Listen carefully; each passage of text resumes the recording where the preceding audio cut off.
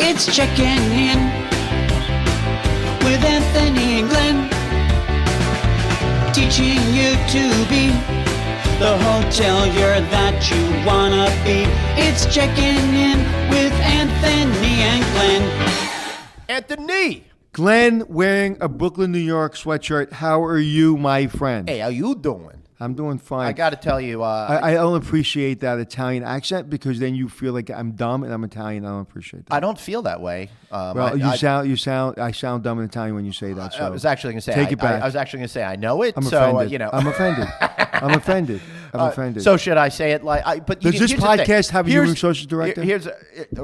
We've got one downstairs. She's recording everything that's going on right now.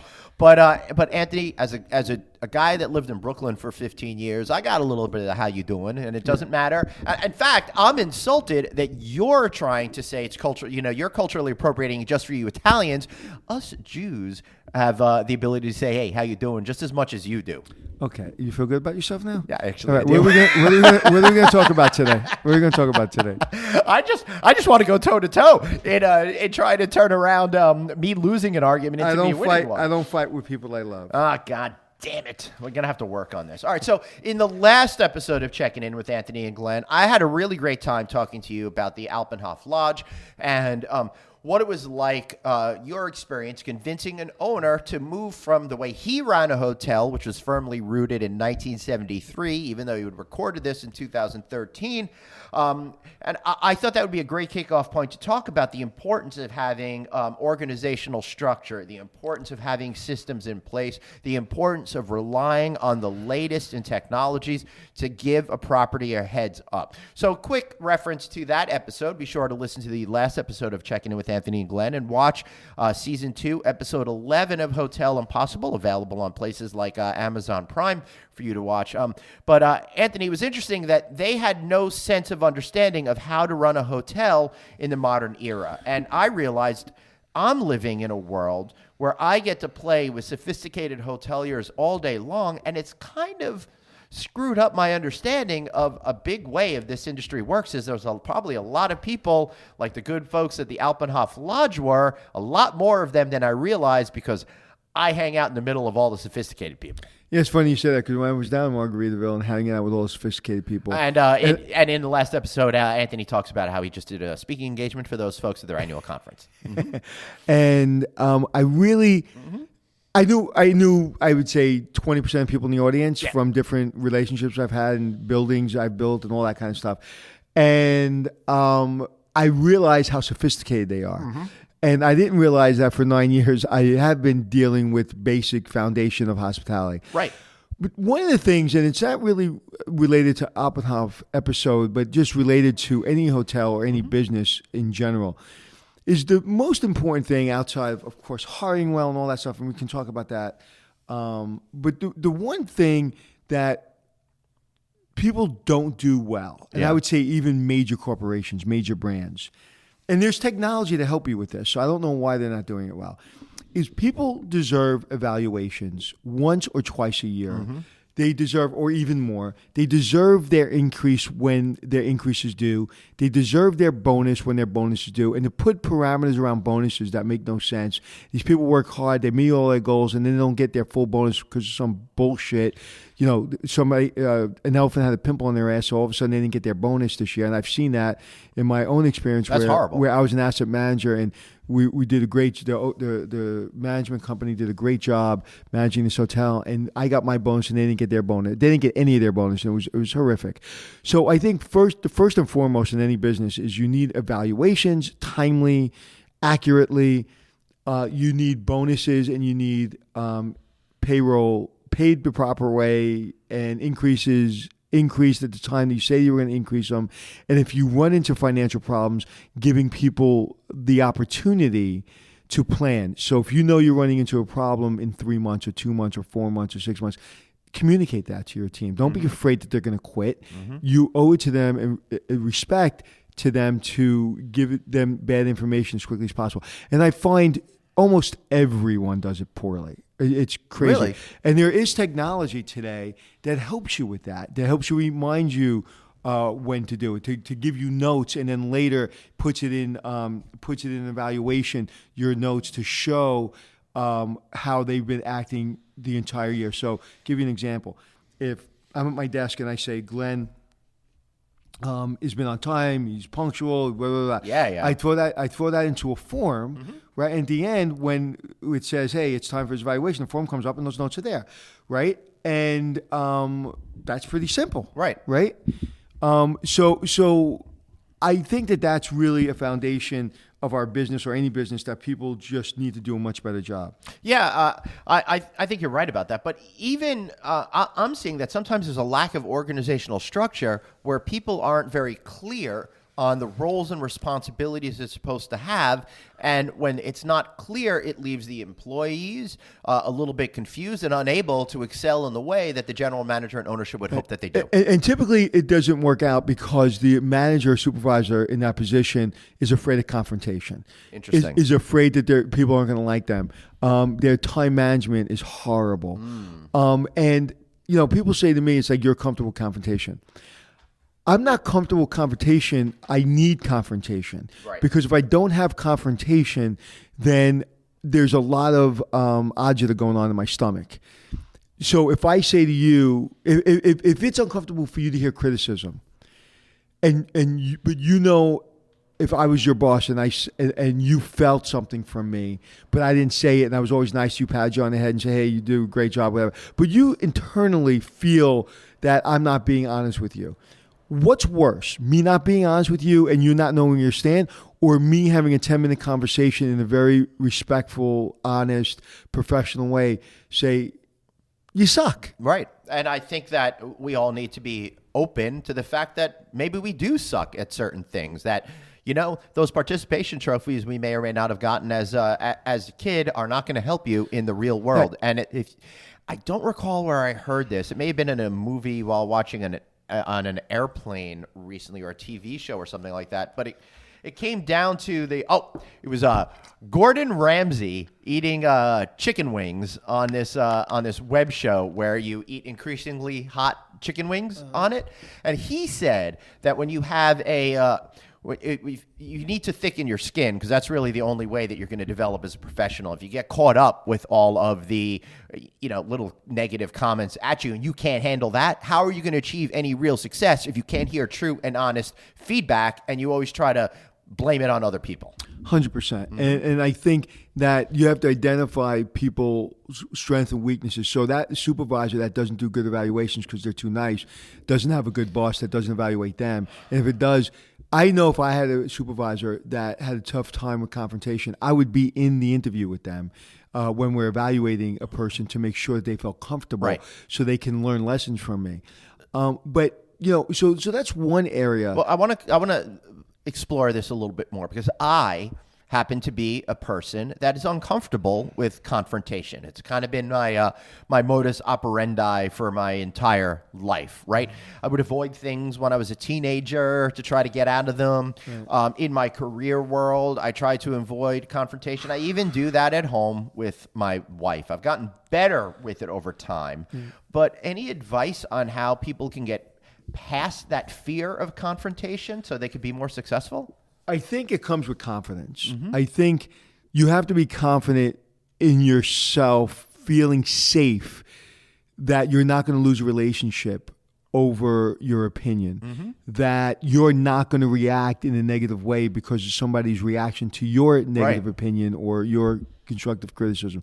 Because I think when people are afraid of confrontation, I think they're more afraid of their reaction to the confrontation. They're like, I could easily not easily, but when I'm angry, I'm never really angry.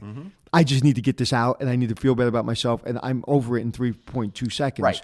And I'm not worried I'm going to go into a hole for 2 weeks and be mad at you. I'm not worried that I'm going to pick up a chair and throw it across the room. I'm not worried that it'll ever get physical. I can get pretty intense and pretty confrontational because I trust that if it does get to a place that I'm uncomfortable with, I can bring it back and get control over it. And I think people that are afraid of confrontation are afraid of losing control. I'm afraid of if you're blowing off steam in that way and getting it all out, and then you're able to move on with your life. I've been that type of person that will be scarred from that moment. We'll take it too personally because in that moment. Because and again, it comes down. I said the first word I said was confidence. Right. Because if you're not confident, you can't hear it, and you probably can't dish it out. That's right. I think as I get older, and I always talk about wins. The more wins you have, the more confidence you have. The more confidence you have, the more you're in control. The more you're in control, the more you can confront things that need to be improved. And I think what's really, really important is when you're giving constructive criticism, are you giving it to make yourself feel better, or you're giving it to help someone else? And I think you're doing me a disservice if you're not giving me constructive criticism. And, one of my pet peeves is I don't like being unorganized. And, some people roll their eye and go, Anthony, sometimes you're scatterbrained. And I really don't think I am, but I have a lot going on. And like this morning when we were having breakfast, you said you get that email that I sent you, and you got to pick out a couple of names for the next podcast or whatever it was. And I said no. He goes, well, I kind of expected that. And like that, you're expecting my kind of like not being organized is a criticism. And even though it didn't seem like it bothered me, it bothered me. So I always try to do better to be more organized. So that was constructive criticism that you meant in a joking way. That's probably true. Yeah. And I said to you, well, and I think I called you an idiot. And I said, well, you're an idiot because how do I communicate? Right. I communicate That's through right. text, not emails. But so on one hand, I took the criticism, I'm going to be better. On the second hand, I was feeling insecure, so I had to throw it back in your face. Yeah, and then you also told me I was talking too loud, and that made me feel uncomfortable for a second or two. But then I realized... Well, you said fucking shit in the middle of the dining room. And very loudly. Very loudly. And you were absolutely right, because you were, if my initial emotional reaction was like, I can't believe this is happening to me. But then I'm like, well, I'm loudly cursing. Of course, he's got my back. He's trying to help me. It's a constructive criticism. He's not trying to hurt my feelings, right? Right. So, and I felt it. I felt like I didn't want to tell you that, but it's like, dude. No, totally. And I'm glad that you did in retrospect. And I think what's interesting is that in our relationship, as we've been becoming friends since we started flirting with this idea of a podcast a year ago, and since we started releasing the podcast in August, we've kind of gotten to know each other. And I know that you're a straightforward guy that's going to tell it like it is, just like people accuse me of being all the time. So if you're telling it like it is, it's coming from a smart, honest place because you want something done, or you want me to be better at something that I'm doing. Right. And also in receiving criticism, whether it be an evaluation or whether it be from a friend or whatever, like you have to be confident because you have to be able to evaluate it, because not all criticism is true. That's right. Not all criticism is accurate. There's probably some accuracy to it. There's probably some truth to it. However, it's your job to take what you could use and throw the rest away. And if you throw the rest away that you shouldn't have, it's going to come back in your next evaluation. And then you have to choose whether, if you don't agree with it, well, then maybe this is not the job for you because it keeps coming up. And I know there are instances with me, it's like if I had to do a gig or a job or a show that even though their criticism was correct, maybe I wasn't doing a great job, but I didn't want to do it, I just wouldn't do it. And so there's that too. It's like, yes, okay, I got your criticism. Yep. I'm a little impatient. Yep. Sometimes I'll drop an email. Yep. And no, I'm not going to give you detailed notes of the conversation you asked me to give you. I'm not going to do that when I get home. Okay. I'm not doing it. I have to be okay with that. Right. Yeah. I think it's a really good quality to have, and it does take time to build, to listen to that 100%. criticism, and then to be able to say, you are right, and I'm going to do better at it. It makes you a better professional. It makes you a better human being. And what I think is really important, and I've probably said this before, I know I say it when I do speaking engagements, is I was poor, welfare, insecure, wanted to kill myself, had no confidence, the most unconfident person, zero confidence for years and years and years. So when you hear me speaking and saying this isn't, I wasn't born with this. Agreed. This is something that I've been beat up and physically and mentally, emotionally. I failed. I felt like a loser. I felt insecure. I felt lost, and simply, it started with basically folding my underwear in the Air Force better than anybody else, and getting a gold medal for it, or a star, I should say, and then going on and on and on, getting a movie made, shows made, turning around hotels, putting together great teams. But that all has to start somewhere, and it comes down to not only criticism from other people, but you have to be self-critical. You have to. Every single day, how can I get better? I was talking about this before, and I saw it, a video from a Navy SEAL, and I can't remember his name. As you know, I'm very bad at names. And he said, when a subordinate would come to me and say, "Hey, boss, we didn't get the weapons that we needed for the next mission." Good. That'll make us better at the older weapons, and we'll be more tactical. Fantastic. Hey, boss, that mission got canceled. Oh, that's good. Then we'll do better on our other mission because we'll have more training. That's good.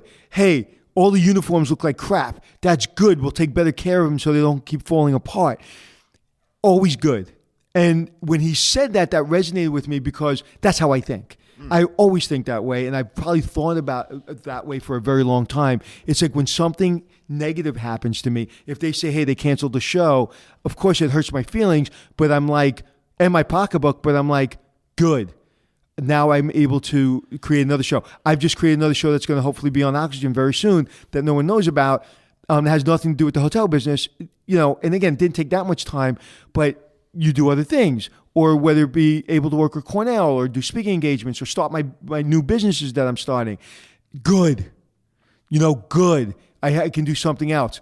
And, that to me, if you're not self-evaluating and you're not taking a negative thing and seeing the positive in it, then you're living in a powerless world. You're not powerful. The way to be powerful is to take a negative situation and say, good, this is going to empower me to do better. That person thinks I talk too much. Good. I am going to talk a little bit less, and I'm going to basically have clearer thoughts, and I'm going to get better. And if you don't think that way, I don't know how you can be successful. Yeah. Okay. So I don't know if that's a quiet swipe at me talking too much. But I think you're absolutely right. And it makes me think about, in my life, I've had my share of successes and failures. And I think that if I look at it objectively, a lot of my successes came as a direct result of failures that I might have had. And acknowledging the mistakes that I made, finding ways to improve in my life, and incorporating new systems into my life to be a better professional. I've been fired from jobs before in my life. And after I finished licking my wounds, I realized that, in the scheme of things, it opens up more opportunities. It gives me a chance to truly be who I want to be as a human being and not to be caught up in some world where I was probably unhappy. I was probably making sacrifices I shouldn't have been making with my my dignity or, my ability to get things done, et cetera, et cetera. So, any negative thing does turn into a positive if you acknowledge what happened and make improvements. You have to be open to it. I was listening to something with Dale Earnhardt Jr., who's a race car driver, and he lost his father on the track 18 years ago. I was actually dusting my living room, and I literally saw the crash, and I didn't think it was a big deal. Anyway, his father lost his life. Dale Earnhardt is a legend and was NASCAR at that time. And what I found fascinating when Dale Earnhardt was talking, that for years, Dale Earnhardt Jr., for years, his father and him never spoke about racing, never taught him how to race, never ever once showed him how to race a car. Wow. And all he talked about was, why are you hanging out with those people? Why didn't you do your homework? And he was hyper concerned with his environment and who he was hanging out with, even though he was a good kid, because Dale Earnhardt didn't finish the 8th grade, and he was always insecure about that. But his father was kind of aloof and didn't really pay attention to him outside of asking him questions like, why aren't you doing your homework? And it wasn't until like 3 years before he passed away, different circumstances, finally he started maybe showing him one or two things about racing. But literally, he went to his grave And he and Dale Earnhardt Jr. became a champion race car driver basically on his own accord because he didn't have those resources from his father. Now, he'll be the first one to say that he was doors open for him because he was Dale Earnhardt's kid. Yes, he had a garage to put his car in. And of course, being Dale Earnhardt Jr.'s, Dale Earnhardt, yeah, that guy's kid, that guy's kid helped him, obviously. And he says, I had a lot of privilege. However, my father didn't teach me the fundamentals of his job and didn't talk to me about the career. And I did it basically by my team and my resources and myself. And imagine being a kid, that legend is your father, and not taking the time to teach me how to race a car. And then going on to win championships, and then everybody thinking, well, the reason you're winning championships because your father. You actually, when I was telling you the story, your mouth was open because you thought in your mind that Dale taught him how to race. Of course, never once. I thought it would be like he was doing soapbox racing when he was 3 years old. Never once did he teach him how to race a car. The first time he taught him how to race or what to do, he was already in. I think he was winning championships, and his father happened to be in a booth because it was his team. And he was telling him, like, around this corner, lift your foot, hit the apex a little sooner, whatever. And that was the first time his father ever talked racing with him. Wow. And so my point of that is when you're feeling like you're not getting what you need, and whether it be your parent or your boss not giving it to you, and you think you should be getting it, it's all good. That is good. It's good. Thank you for reassuring me, because I am not teaching my kids how to complain about first world problems on a microphone. So they'll be able to do that on their own. No, but in all seriousness, it's really the most critical thing. And I'm seeing with my own children. It's like you want to protect them, but it's like at the end of the day, like my daughter just did her predictive index for college. Like we have this coach, and they did this predictive index to see what her strengths and weaknesses. And one of the things that comes back is she's very sweet, she's very kind, she wants to be around children, she shouldn't be a test pilot, but she should be a teacher. And it's funny, but it also comes out that she's black and white. Well, in the world, we know the most important thing not to be is black and white. So it's interesting to me to see how she's this loving, caring person, which I know, but she does think in black and white terms. Yes is yes, no is no. Right. And she's going to find out, and she's already finding out during volleyball and everything, that she's got to release that a little bit. Yeah. I'm not a black and white person, although people think I am. I think that we all start that way younger, and you need to come to that world of understanding different shades of gray as you mature. And I wasn't. I think I became more black and white. Everybody would laugh and say, no, you're very black and white. No. I wasn't. I was always scared of my own shadow. And I think we've had this conversation before, where you thought everybody was stupid and you couldn't be around people when you were younger, and you were like kind of like full of yourself a little bit because you grew up with a good mom and dad, and they took care of you, and you were an only child. Whereas I grew up was like, you're going to give me a glass of water and it's free? Thank you very much. Thank you. So things weren't black and white to me. As I got older and I had more confidence, now black is black, white is white. And like, you can't tell me that if I know I push this button, this happens. I know it's going to happen. And so I learned to be a little bit more black and white. So my point being is everybody's different. The most important thing is that bad shit's going to happen and good. You know? It's because if bad shit doesn't happen, good shit ain't going to smell so good. Right. All right. So when we come back from this quick break, he's holding himself back from saying something stupid about what I just said. You know that's not going to work. I pride myself on saying as many stupid things as possible. All right. So we'll be right back after this, and we're going to talk about shit that smells good, I guess. Stay tuned.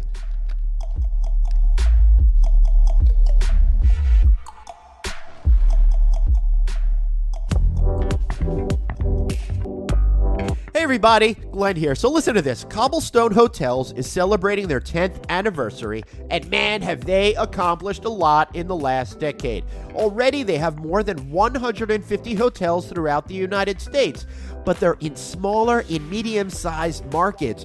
Those markets that the big franchise companies, they're underserving, they're overlooking, and in some cases just ignoring. But Cobblestone is an expert in these markets. And their president and CEO, Brian Wagernes, listen, I've gotten to know him in the last 10 years, and he has worked every job possible, including being an owner and operator. I can personally vouch for how awesome this company is, how awesome he is as an individual, because he understands the importance of finding the right combination of hotel brand and franchise owner. He's also an incredibly dedicated professional. Whether it's a Cobblestone Hotel and Suites Main Street design, Borders Inn and Suites, or one of the newly acquired brands such as Boulders Inn and Suites, Key West Inns, Centerstone Inns and Suites, Cobblestone has brands that range from economy to upper mid-tier, and one that's right for you. Quite simply, Cobblestone Hotels is the franchise for franchise owners. Patrick Mullenix, well, he's Cobblestone's new president of franchise development. Give him a call or check out their website at cobblestonefranchising.com. But give Patrick a call. He's a great guy. I've known him for a really, really long time, too. You can find him at 920-216-0620. That's cobblestonefranchising.com. And tell him Glenn sent you.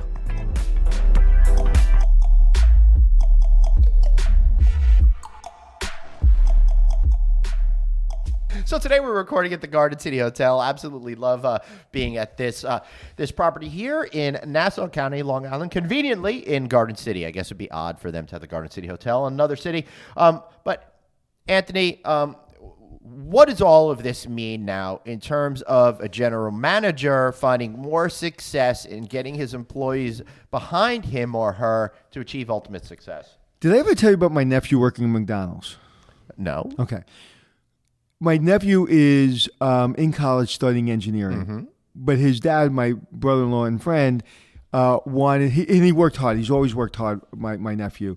And I guess for maybe a couple of weeks in the summer, he didn't have a job, and McDonald's offered him a job, and he didn't want to take the job. His father said, hey, you need a job, get the job. So he took the job at McDonald's, hated it. I got him another job at another place, in a roast beef place, a couple days later. And so he only had to work at McDonald's for maybe a week. The point of the story is, I said, so how was McDonald's? And he said, easy. I said, easy. No one's ever said fast food is easy. Yeah. Like, would you really explain that to me? He goes, well, everything was easy. Everything was there. Push that button, this happens, that button, this happens. And I said, oh, checklists, systems. So a kid that's really never worked at a hamburger joint before and has never really had that much experience said one of the most complicated companies in the world, McDonald's, is easy. And I say it's complicated because there's a lot of items and there's got to be a lot of speed, and there's got to be, like, you've got to get your sandwich and everything like in 2 minutes, and there's a lot of lines and people aren't that nice. And so it's not that easy. So all the thought has to come out of it. Right. So you can deal with that person that's in front of you, whether they're nice or not nice, and you can think. So what he learned, and I explained that to him, so what you learned is systems. Systems run companies, and people basically, yes, they run those systems, but what it allows when you have checklists for the front desk or checklists for housekeeping or just checklists for human resources, anywhere, when you have those checklists, it allows you time to think.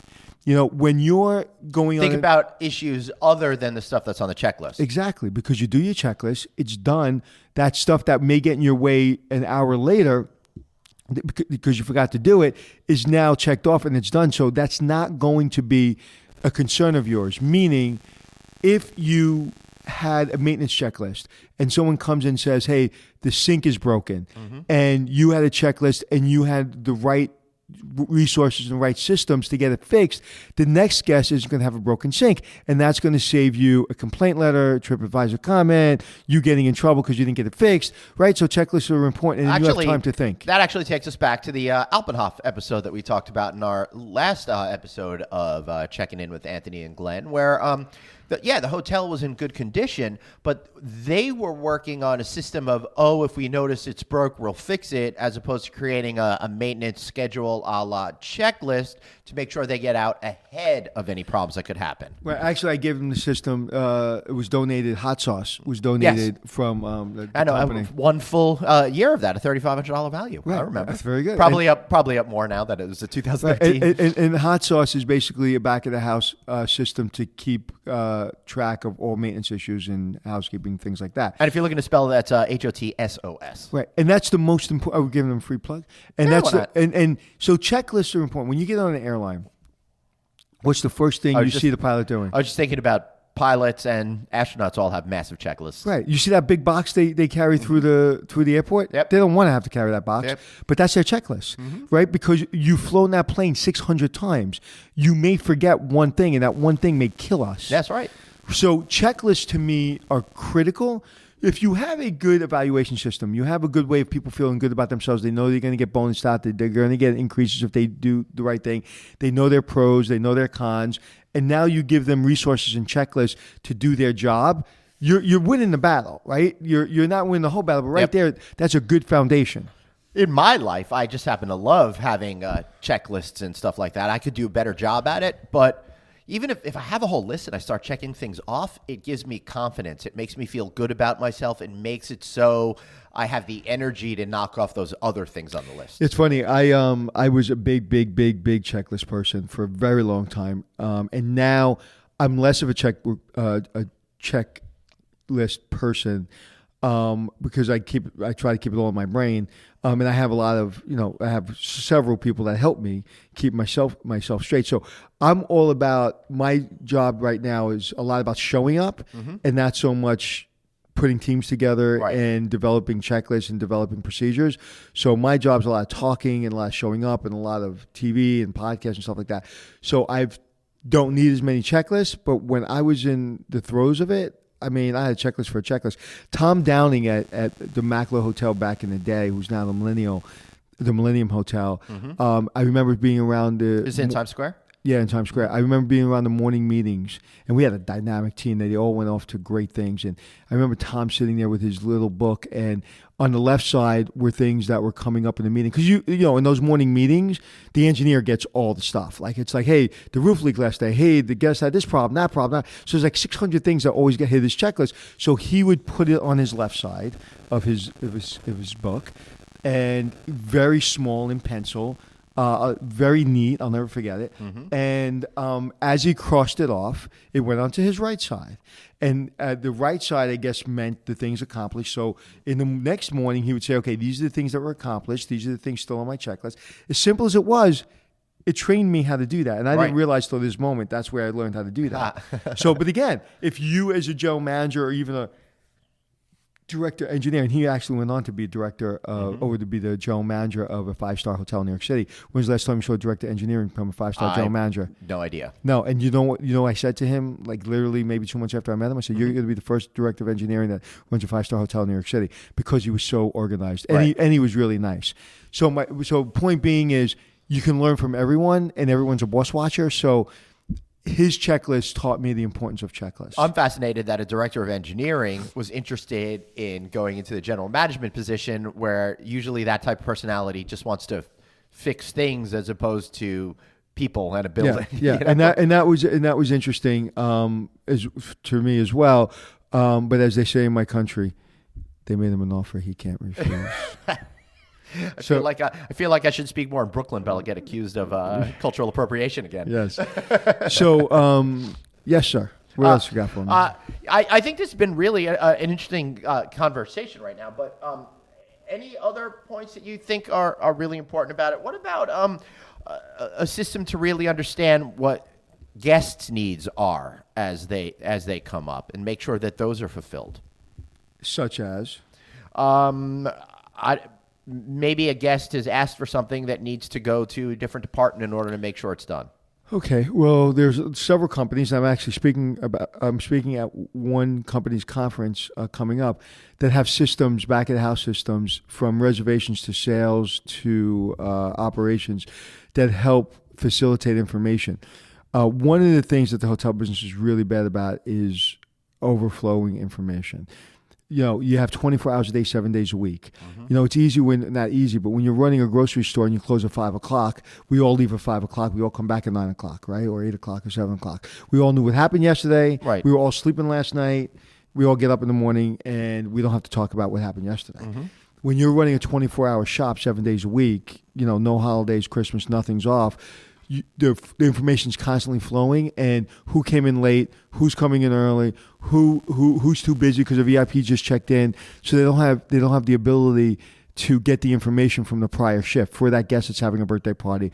So systems, technology is very important to the flow of that information. However, if you don't open it, you won't read it. Right. And so I still have the old-fashioned red book, log book in the back office that everybody's got to sign an initial when I run hotels. Yeah, I'm always when it comes to a checklist of things to do, I never know whether or not I should put it on the computer or I should write it on a piece of paper. I've actually settled on having a notebook that I carry with me and at my desk where I write everything down and cross it off. And then when I fill up the whole page, I put a little star on that page so I don't have to look at it again. And that's a very good way. And I find more and more people are doing that. I find more and more people are bringing their notebooks. I actually have a notebook in my car that I carry with me. And I actually went with Margaritaville and was taking notes because I learned a lot of stuff. Listen, simple. Yeah. Live a simple life, man. Run a simple place. And so what did we talk about so far? We're talking from a guy, you being in this business forever, Yep. me being in this business forever. We talked about make sure you speak to your employees. They know where they stand. Make sure you give them checklists and make sure you're using technology appropriate to your business. Oh, my God, we're rocket science. Right. Scientists. Yeah. I mean, it's simple. It's that simple. McDonald's, my nephew says, is easy. Well, because they spent lots of time and money on systems and technology, and so now they can, because they know a guy like my nephew and kids today, they're going to come in, they're going to work for a very short period of time. They don't want to put a lot of effort and training into these people because it's going to cost them money. So they don't want to send them like Starbucks sends you for 2 or 3 or 4 weeks of training before they start. That's a different person. That's a different clientele. Right. It's more maybe a lifestyle these baristas have. Yeah. And so it's less of a temporary job. So McDonald's has to have systems in place that you can train somebody in 27 seconds. Yeah, as a matter of fact, you're right about that. When I worked at Wendy's in my final year of high school before going off to university, I never said university before. I always said college. I sounded awfully snooty there. That's what they say. In Europe, they say university. I know. I feel like I should be taking a holiday soon. But we had a 30-second timer on the drive-through window in order to get each order out. And it really, each had a very strongly defined role about what you were supposed to do. And it was all a system designed in order to make you have that success in 30 seconds or less. You know what's the best technology I see Starbucks has? Yeah. I just realized it for the first time when you were talking. And they have some technologies, obviously, on their machines. But you know what their best technology is? Teamwork. Yeah. Look at a Starbucks store and look at the team behind them. I've never seen fast food place, for lack of a better term, work better. They all work together. Do you notice that? And so that's their best technology, people. Right. Right? Then let's bring it back to the hotel. I mean, people are your greatest asset. They are the ones that are going to make you successful or cause cataclysmic failure. And it's up to you by empowering your team with the right systems and expectations in order to help them succeed.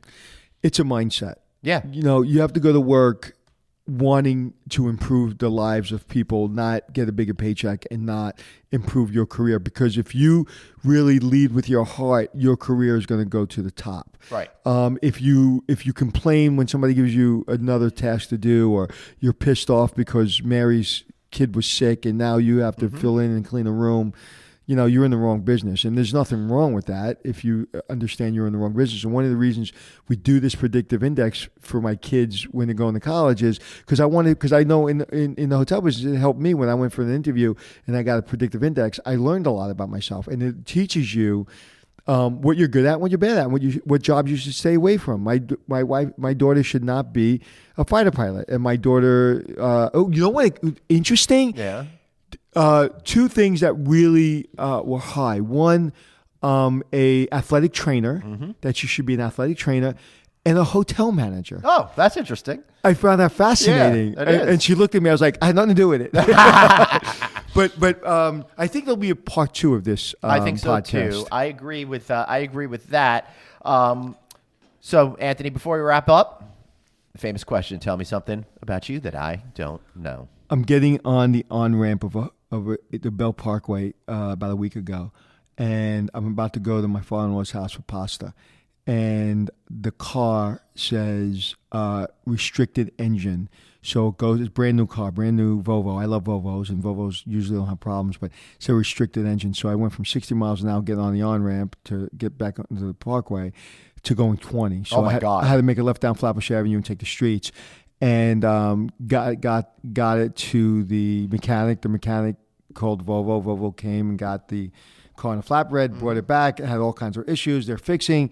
And then they sent me, which was great, they sent me a car to my house, same exact car, within 24 hours. Right. And I have that car now until my other car comes back. Nice. And so I was pissed off that happened, because the second time it happened to that car, so it really irritated me. But they kind of made up for it because I was smart enough to go to the right Volvo dealership, because the old dealership that I went to sucked. And I knew if I called them to tow it, it was going to be a pain in the ass. Right. So it was another 20 minutes away from my house. It's out in Huntington. It's Huntington Volvo, and they did a great job. And my car came, and the whole thing is seamless. So you didn't know that, I didn't. and that was it. I didn't. And so, Glenn, Yeah. tell me something I don't know. All right, so I'll keep it in the predictive test range. We had a test like that when I was in high school, and in 10th grade, I took it, and the career suggestions that came back from Hold on. Were basically sit in a cubicle and push pencils and paper and numbers. No. Okay. No. It was even better than that. It was either, I forgot the name of a guy that herd sheep. Okay. Or funeral director. Okay. Well, okay. There you go. I've got the personality to deal with dead people. So Okay. that's what I came away with. So it was actually one step up from pushing paper, that you can't even be in an environment where other people pushing paper. You have to be go around dead push- people as sheep. Push daisies. Yeah. So, Anthony, how can we find you? You can find me anywhere you want to be on the internet at Anthony Hotels, and my lovely podcast, my other podcast called Extraordinary. You can find that on iTunes. You can find that on my website at anthonymelchiorri.com. We make it easy for you. There's 2 big buttons on the front page. It says one says there's 4 buttons, and one says podcast, and then it gives you a choice. You can listen to Anthony checking in with Anthony and Glenn, or you can listen to the Extraordinary podcast. Your choice. Listen to both. Give us 5-star ratings. Thank you very much. Great. And I am, of course, Traveling Glenn. You can find me anywhere on the internet with that. And, of course, check out my home base at novacancynews.com, where I have lots of great videos and podcasts all about the hotel industry. Of course, we got the No Vacancy podcast in addition to this great show, and some others as well. So check that out. Anthony, it's been fun today. It's been funny. You didn't read any reviews, my friend. Oh, crud. I totally forgot about the reviews Come on, during read this one. recording Come on. session. I'll keep them going. All right, Read keep 'em one. going. We could always hit the magic The pause the button. weather today is in New York City is about 50 degrees, but it feels a little bit colder than 50 because of the wind. However, when I walked into this lovely hotel this morning, the Garden City Hotel, the gentleman that helped me park my car actually pushed the revolving door for me, which was very lovely. So he went from opening up the door and in 2 steps, pushed the revolving door, waited for me to get on the side, looked me in the eye and said, "Have a good day." Wow. Isn't that great? That's really nice. I'm still trying to pull up our stuff on iTunes, but while I am doing that, Pickleball. I would say if you do Pickleball. pickleball, Pickleball. if you do, if you go ahead and if you go. If you go ahead and give us a 5-star rating on iTunes and give us a review, we will read it on air. Such as this one from Christine Olschlager on January 15th. First learned about Anthony from a peer years ago. Fell in love with his show and ate up every bit of information he taught. Anthony and Glenn have a wealth of knowledge. They share each podcast on different topics within the hotel industry. I take away a little something special in each show. This is my first podcast to ever listen to, and the reason I downloaded this app. Christine, thank you so much. Pickleball. Yeah. So that was beautiful. You know why I say pickleball? I'm because a little confused. pickleball is the fastest growing sport in the country that nobody heard of. Really? And you know where the pickleball championship is? The Breakers the Classic Hotel Factory? The Breakers Hotel. And what is pickleball? I have no idea. Okay. Pickleball is basically tennis and ping pong. So it's a shorter court, and it doesn't have the same extreme athletic ability you need for tennis. Well, that's good. I'm listening. And it's a great way to keep your reflexes going. Yeah. But the ball is like a sponge ball, so it's not coming at your head like that tennis ball. It could be like 100 miles an hour. It feels like a hard ball when it hits you. So it's a simple game. It's fast paced, but you don't need a lot of endurance and you don't need a lot of strength.